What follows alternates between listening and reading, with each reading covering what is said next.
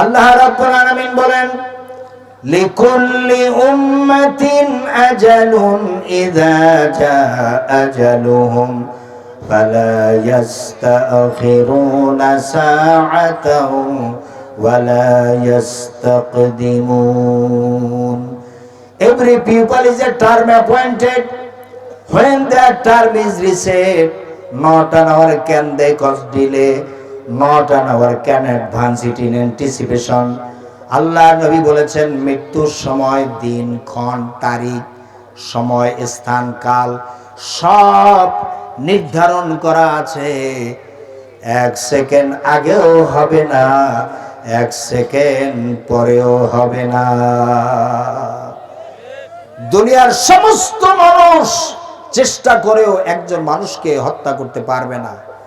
আবার আল্লাহ যদি কাউকে দুনিয়া থেকে বিদায় করে দিতে চান, দুনিয়ার সমস্ত মানুষ চেষ্টা করেও একটা মানুষকে ধরে রাখতে পারবে না, সম্ভব নয়। সুতরাং সকলে আল্লাহ তাআলার উপরে নির্ভর করুন। ভয় করতে হবে কাকে? জোরে বলুন, কাকে? কাইফা তাকফুরুনা বিল্লাহ, তোমরা কি করে আল্লাহকে অস্বীকার করো?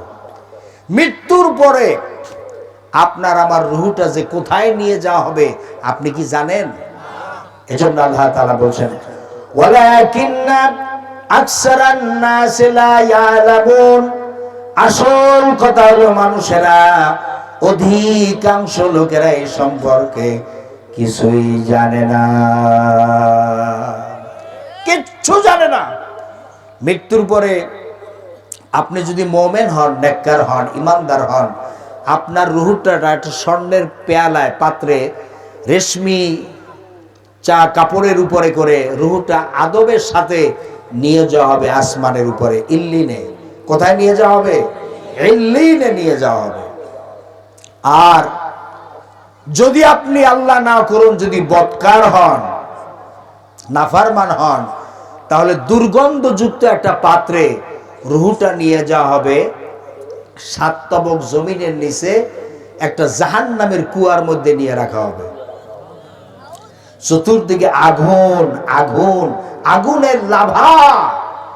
এই যে রাশিয়ায় কয়েক বছর আগে চেষ্টা করা হয়েছিল যে কত নিচে কত ভিতরে যাওয়া যায়, অর্থাৎ পৃথিবীকে ছিদ্র করলে এফোর করতে পারলে দেখা যায় অতি দ্রুত এমন হতে পারে যে লিফট সিস্টেম করে মুহূর্তের ভিতরে আমেরিকা চলে যাওয়া যাবে। এরকম একটা সিস্টেম করা যায় কিনা বিজ্ঞানীরা ভাবতেছিল এক সময়। অথবা যেমন সংবাদ আদান প্রদানের জন্য এভাবে করা যায় কিনা। বোরিং করা শুরু করলো, খুব শক্ত জিনিস দিয়া তারা মাটির নিচে এরকম বোরিং করা শুরু করলো। করতে করতে একটা পর্যায়ে গিয়ে দেখলো লোহা, শক্ত লোহা গলে যায় আগুনের টেম্পারেচার, তাপে। এরপরে এমন জিনিস তারা বোরিং করা শুরু করলো, এমন জিনিস দিয়ে যেটা লোহায় আগুনে গলে না এমন। কিন্তু কিছু এরপরেও দেখা যায় যে কয়েক হাজার মাইল যাওয়ার পরে এরপরে আর সামনে আর যেতে পারে না। পরে কোনো আওয়াজ পাওয়া যায় কিনা এর জন্য একটা মাইক্রোফোন, শক্তিশালী মাইক্রোফোন ওই সেই গর্তের ভিতরে দেওয়া হলো, অনেক ভিতরে। সেখানে আওয়াজ পাওয়া গেল, কান্নাকাটির আওয়াজ, চিৎকারের, চেঁচামেচি, চিৎকারের আওয়াজ পাওয়া গেছে। এই ইউটিউবে আছে, আপনারা ইচ্ছা করলে শুনতে পারেন, সার্চ দিয়া ইউটিউবে আছে, সেই চিৎকার আওয়াজ শোনা গেছে। আমার ভাইয়েরা, এর জন্য আল্লাহ তাআলা বলছেন, ওয়ালাকিন্না আকসারান নাস লা ইয়ালামুন, আসল কথা হলো মানুষেরা, অধিকাংশ লোকের সম্পর্কে কিচ্ছু জানে না। আল্লাহ রাব্বুল আলামিন বলেন, ওয়া ইয়াকুলুল ইনসানু আইযা মা মিতু লাসাউফা উখরাজু হাইয়া, সত্যি আমরা যখন মরে যাব তখন কি আমরা আবার পুনর্জীবিত হব, আমাদেরকে কি আবার জিন্দা করা হবে? আল্লাহ পাক বলেন, এটা কাফেররা বলে এটা কি করে সম্ভব, মরে গেলাম আবার জিন্দা কে করবে? আল্লাহ রাব্বুল আলামিন বলেন, আওয়ালা ইয়াযকুরুল ইনসানু আন্না খালাকনাহু মিন قبل ولم يك شيئا। মানুষের কি সেই কথা মনে পড়ে না যখন তাকে সৃষ্টি করার আগে সে কিছুই ছিল না? তোমার সৃষ্টির আগে যখন তুমি কিছুই ছিলে না, সেখান থেকে তোমাকে যিনি সৃষ্টি করেছেন, তোমার মৃত্যুর পরে তিনি আবার তোমাকে জিন্দা করতে পারবে। সুবহানাল্লাহ বলবে না? তোমরা কি তোমার কি মনে নাই? আল্লাহ তাআলা বলছেন তোমার কি মনে নাই?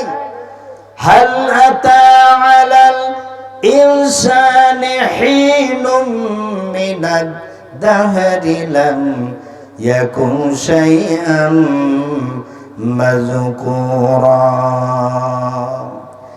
মানুষের কি এমন এক সময় এসেছিল না যখন সে উল্লেখযোগ্য বিষয়বস্তু হিসাবে পরিগণিত ছিল না?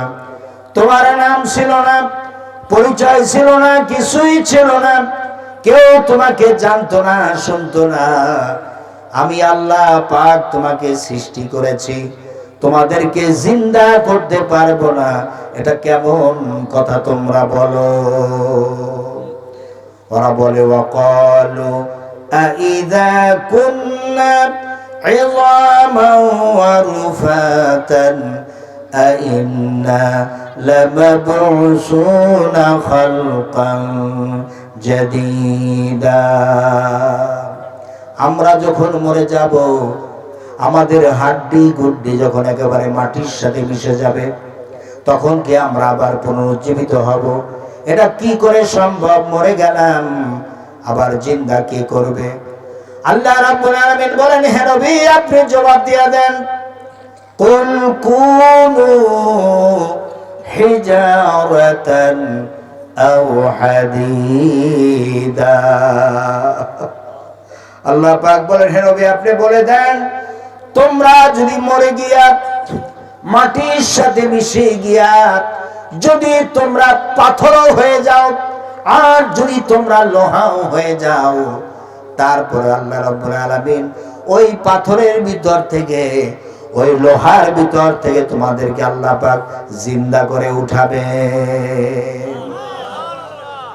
এই কথাগুলো বলছেন কে?